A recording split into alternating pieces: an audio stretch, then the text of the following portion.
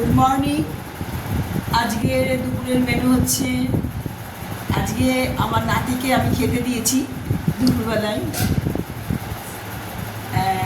পনকার শাক পটল দিয়ে করেছি, আর করেছি শুক্তো, তার সঙ্গে আছে মায়া মাছ আলু দিয়ে পেঁয়াজ দিয়ে একটা তরকারি, আর হচ্ছে দই কাতলা আর আমের চাটনি।